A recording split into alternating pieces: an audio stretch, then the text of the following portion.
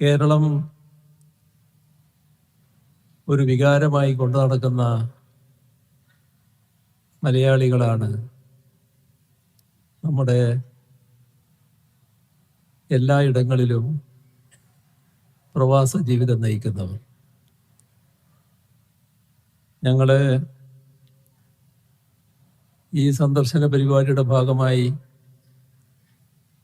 പോയ ഇടങ്ങളിലെല്ലാം ഒന്നിനൊന്ന്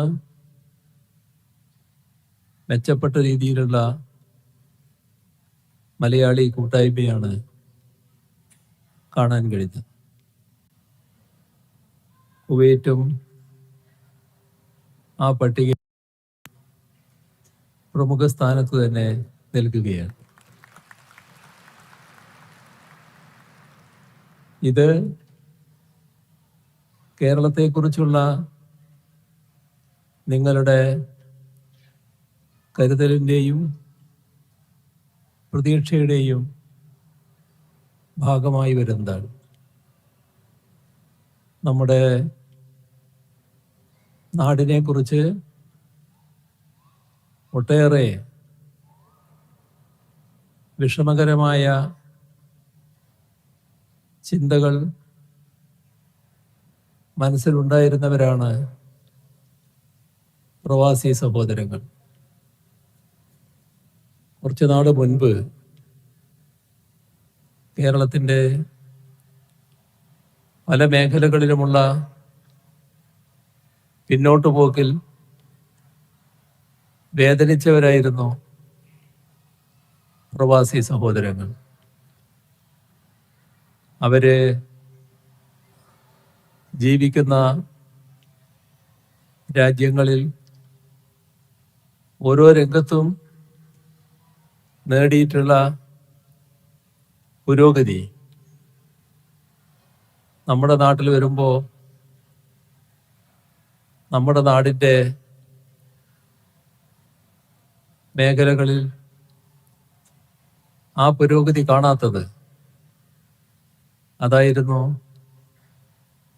പ്രവാസി സഹോദരങ്ങളെ വേദനിപ്പിച്ചിരുന്നത്. വലിയ അമർഷം തന്നെ പല ഘട്ടങ്ങളിലും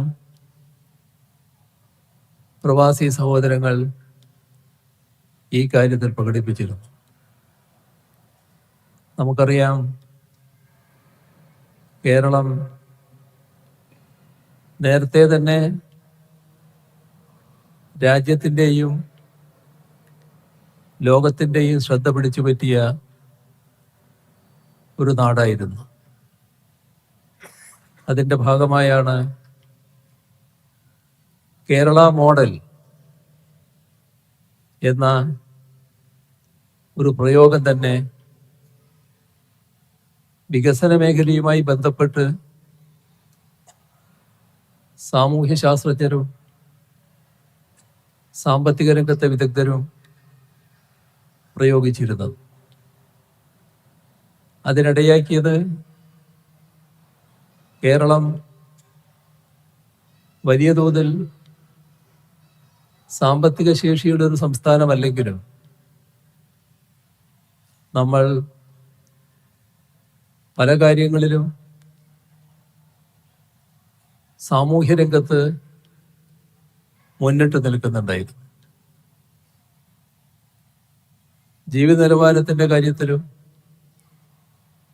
പൊതുവെ മെച്ചപ്പെട്ട അവസ്ഥയുണ്ടായിരുന്നു. അത് വെച്ചുകൊണ്ടാണ് കേരള മോഡൽ എന്ന വിശേഷണം വന്നത്. നാം പഴയ കാര്യങ്ങൾ ഓർക്കണം. നമ്മുടെ നാടിന് ഈ പറയുന്ന കേരള മോഡൽ എന്ന വിശേഷണത്തിന് അർഹമായ രീതിയിലുള്ള അഭിമാനകരമായ അവസ്ഥ നേടാൻ കഴിഞ്ഞത് എങ്ങനെയെന്നതും നമ്മുടെ ഓർമ്മയിലുണ്ടാവണം. അങ്ങനെ ഓർക്കുമ്പോൾ ചരിത്രത്തിലേക്ക് നാം തിരിഞ്ഞു നോക്കണം. നമ്മുടെ പൂർവികർ അനുഭവിക്കേണ്ടി വന്ന പ്രശ്നങ്ങൾ,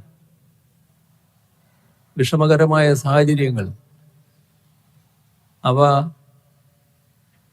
മനസ്സിലാക്കാൻ കഴിയണം.